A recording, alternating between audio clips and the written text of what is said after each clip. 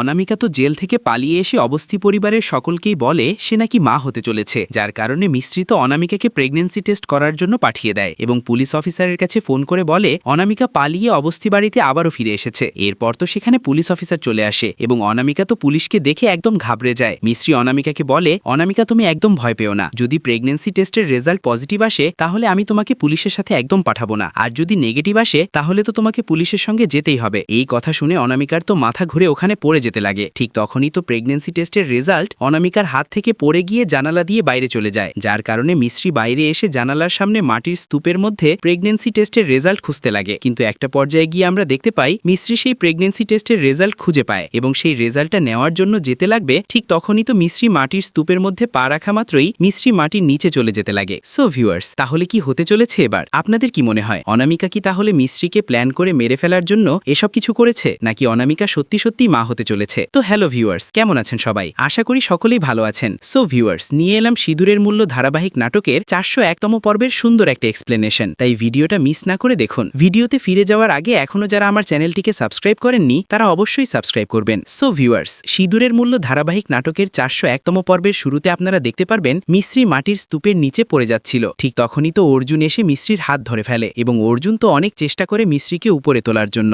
একটু পর্যায়ে গিয়ে আমরা দেখতে পাই অর্জুন তো মিস্ত্রিকে উপরে তোলে এবং মিস্ত্রি অর্জুনকে বলে অর্জুন এখনই তো সবকিছু প্রমাণ হয়ে যাবে, অনামিকা সত্যি বলছে নাকি মিথ্যা বলছে। এই বলে অর্জুন এবং মিস্ত্রি প্রেগন্যান্সি টেস্টের রেজাল্ট দেখে একদম আশ্চর্য হয়ে যায়। এর পরের দৃশ্যে তো আমরা দেখতে পাই অবস্থি পরিবারের সকলেই তো পুলিশকে অনামিকাকে গ্রেফতার করে নিয়ে যেতে বললে ঠিক তখনই তো আশফিন বলে হ্যাঁ ইন্সপেক্টর সাহেব, আপনি অনামিকাকে এখান থেকে নিয়ে যান, কারণ অনামিকা তো ইচ্ছাকৃতভাবে প্রেগন্যান্সি টেস্টের রেজাল্ট বাইরে ছুঁড়ে ফেলে দিয়েছে। তখনই তো পুলিশ অফিসার অনামিকাকে গ্রেফতার করে নিয়ে যেতে লাগবে। ঠিক তখনই তো মিস্ত্রি সেখানে চলে আসে এবং অনামিকাকে নিয়ে যেতে বাধা দেয়। ঠিক তখনই তো অর্জুনের বড় দাদি বলে মিস্ত্রি তুমি আবারও অনামিকার বানানো মিথ্যা কথাকে বিশ্বাস করছো? ঠিক তখনই তো মিস্ত্রি বলে এইবার অনামিকা কোনো মিথ্যা কথা বলেনি আর প্রেগন্যান্সি টেস্টের রেজাল্ট একদম পজিটিভ আছে। এই বলে মিস্ত্রি অবস্থি পরিবারের সকলকেই দেখায় প্রেগন্যান্সি টেস্টের রেজাল্ট। তখনই তো অনামিকা বলে আমি বলেছিলাম না যে আমি কোনো মিথ্যা কথা বলছি না, আমি সত্যি সত্যি মা হতে চলেছি, আর তোমরা সকলে মিলে তো আমাকে জেলের মধ্যে পাঠিয়ে দেবে, কিন্তু এই বাড়ির সন্তানকে তো আর জেলের মধ্যে পাঠাতে পারবে না। ঠিক তখনই তো মিস্ত্রি পুলিশ অফিসারের কাছে ক্ষমা চায় এবং অনামিকার উপরে করা অভিযোগ মিস্ত্রি তুলে নেয়, যার কারণে পুলিশ অফিসার তো ওখান থেকে চলে যায়। এর পরের দৃশ্যে তো আমরা দেখতে পাই অর্জুনের বড় দাদি তো কল্পনাকে বলে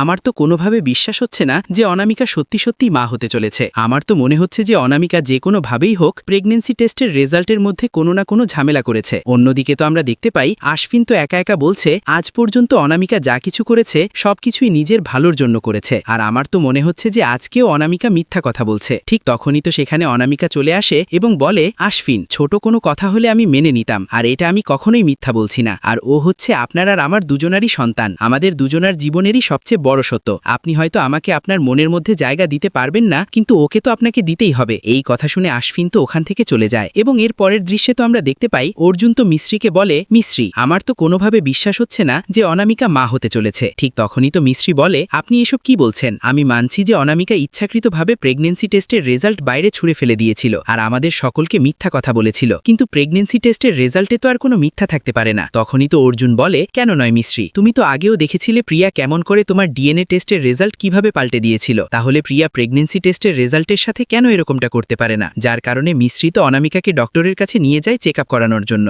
এরপর তো ডক্টর আসে এবং অনামিকার চেক আপের রিপোর্ট আনে এবং মিস্ত্রির হাতে দেয়। সো ভিউয়ার্স, তাহলে কি হতে চলেছে এবার? অনামিকার চেক আপের রিপোর্ট কি এবার পজিটিভ আসবে নাকি নেগেটিভ আসবে? আপনাদের কি মনে হয়? তো ভিউয়ার্স, এই ছিল সিঁদুরের মূল্য ধারাবাহিক নাটকের 401তম পর্বের সুন্দর একটা এক্সপ্লেনেশন, তাই ভিডিওটা মিস না করে দেখুন। ভিডিওতে ফিরে যাওয়ার আগে এখনো যারা আমার চ্যানেলটিকে সাবস্ক্রাইব করেননি তারা অবশ্যই সাবস্ক্রাইব করবেন।